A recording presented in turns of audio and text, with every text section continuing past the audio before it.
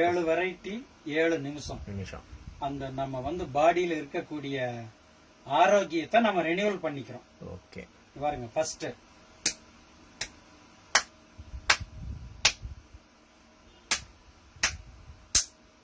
இந்த ரெண்டும் சேர்ந்து ஒரு வெரைட்டி தான். இதுல ஒரு 40 குத்து, இதுல ஒரு 40 குத்து. ஓகே. ரெண்டாவது வலது கை இப்படி மேல வச்சுக்கிட்டு, ஓகே, இது ஒரு 40 வாட். ஆமா, 40 வெரைட்டி 2.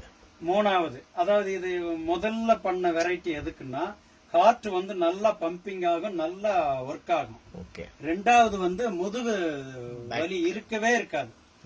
ஏற்கனவே வலி இருந்தாலும் போயிடும், இனிமேல வர வேண்டிய வலியும் வராம போயிடும். சரி. 2.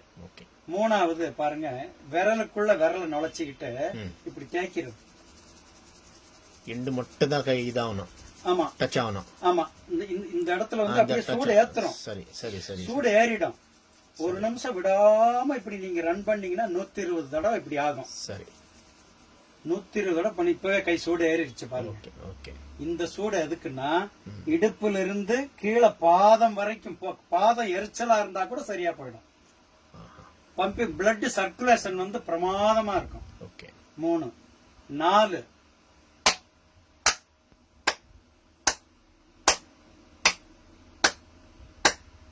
ஒரு நிமிஷம்.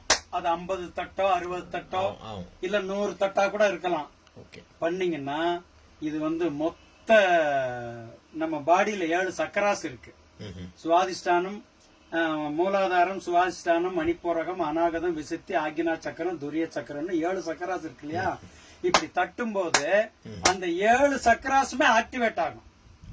உங்களுக்கு நல்ல மெமரி பவர், நல்ல பாசிட்டிவ் தாட், அப்படியே எனர்ஜி ஏறும். இது எப்ப உணர்வீங்கன்னா 4 டேஸ்லயே உணர்ந்துருவீங்க. ஆகா, ஏதோ ஒரு வித்தியாசம் இருக்கேன்னு 4 டேஸ்லயே தெரிஞ்சிடும். 4. இப்ப 5வது, இந்த கையில மேட்டு பகுதி இருக்கு இல்லையா? இப்படி இது கூட வலிக்குமே. இதுவும் வலிக்கும். இது அற்புதமான பயிற்சி. இது வந்து ஒரு நிமிஷத்துக்கு நீங்க வந்து ஒரு 50-60 தட்டு தட்டுங்க. தட்டுனா ஜீரண உறுப்பு அட்டகாசமா ஜீரணமாகும்.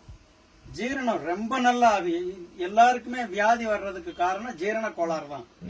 அந்த ஒரு கோளாறுனாலதான் எல்லா எஃபெக்டுமே வருது. ஆனா இப்படி நீங்க வந்து ஒரு 2-3 தடவை நாளைக்கு இந்த மாதிரி பண்ணிட்டீங்கன்னா ஜீரண உறுப்பு நல்ல ஸ்டாண்டர்ட் ஆயிடும். சாப்பிட பண்ணக்கூடாது. காலையில பாத்ரூம் போயிட்டு வந்து எம்டி ஸ்டமக்ல தாங்க பயிற்சியே பண்ணணும். ரொம்ப நல்லா இருக்கும். சரி சரி சரி சரி சரி. இப்ப 6வது பாருங்க, எப்படி வைக்கிறேன். கையை இப்படி வச்சுட்டு இப்படி தேய்க்கிறீங்க சைட்ல. சரி சரி சரி சரி சரி. இப்படி தேய்க்கிறீங்க இல்லையா? சரி. இப்படி தேய்க்கும் போது இந்த தோள்பட்டை வலிக்கவே வலிக்காது வாழ்நாள் முழுக்க. அதுல இருந்து இந்த கழுத்து வரைக்கும் எல்லாமே கிளியர் ஆயிடும். எல்லாம் கியூர் ஆயிடும். இந்த வயசு ஒரு இருந்தா கூட முடியும். இது எப்ப வேணாலும் முடியும். 90 வயசு வரைக்கும் பண்ணிக்கிட்டே இருக்கலாம்.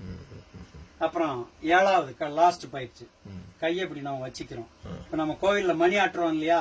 அது மாதிரி இந்த மணிக்கட்டை இப்படி சுத்தும் போது என்ன ஆகுதுன்னா, இதுல வந்து ஒரு அரை நிமிஷம், இதுல ஒரு அரை நிமிஷம் கொஞ்சம் அப்படியே மெலிசா இல்ல. இது வந்து நல்லா கையை இறுக்கி பிடிச்சிக்கிட்டு திருப்புறது. சரி, மொத்த கை பிடிச்சிக்கணும்.